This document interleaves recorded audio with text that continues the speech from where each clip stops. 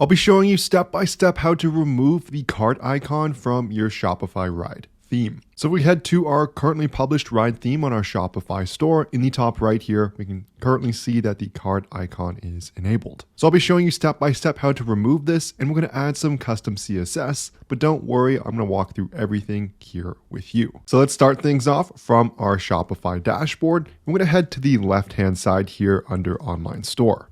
This is going to open up our themes section automatically. We can see here that the ride theme is currently published. Now what I'm going to do is recommend that you duplicate the current version of your theme. This way, if you make any accidental changes to the code, you can easily restore an older version. It's going to save you a ton of time if you don't know where you made any changes. So under these three dots here, if you click on those, you could click on duplicate. And it's going to duplicate an exact copy of your currently published theme. So after you've done that, let's go and add some custom code. So under these three dots here, I'm going to click on that again. And then I'm going to head down to the edit code section. So this is going to be the code editor here. There's a ton of different code for all of our pages. And we want to head to the top left here under filter files. This is basically just a search bar here.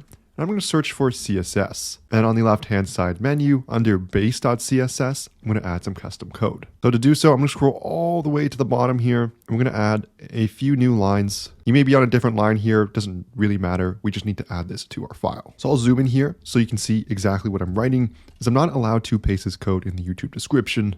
It doesn't allow CSS to be written. But it's going to be period, header, underscore, underscore, icon, dash, dash, cart. There, I'm going to add a set of curly brackets. Now I'm going to write the text display, semicolon, none. Below it, I'm also going to add visibility, colon, hidden, semicolon. I'll hit save in the top right here to finalize these changes. Also zoom in here a little more so you can see what I wrote. And it's dot header underscore underscore icon dash dash cart curly bracket. Then on a new line, display, colon, none, semicolon, visibility, colon, hidden, semicolon. So let's go and see how this actually looks. So in the top right here, if I click preview store, I can see there is no more cart icon, which is exactly what we were looking to do. So if I click on a product, this is going to work great if you're sending the user directly to the checkout, let's say with the buy it now button, so they can skip that cart page entirely. If you've made any sales on Shopify, you know how hard it is to keep track of how much money your store has actually made. That's where our sponsor Profit Calc comes in, the one-click profit calculator available for your Shopify store. All you have to do is select the date range you're looking for to get real-time calculations so you can see how profitable your Shopify store really is. It's going to give you tons of details, analytics, and breakdowns so you can truly understand your store's performance so you can start making smarter business decisions. It's going to save you hours and hours of time so you don't have to go and use spreadsheets that you're going to update once a month. Profit Calc is going to enable you to stay on top of your store, and you can get started with a 15-day free trial so you can test drive everything for yourself. You can find it in the Shopify App Store by searching Profit Calc and looking for this logo in the top left.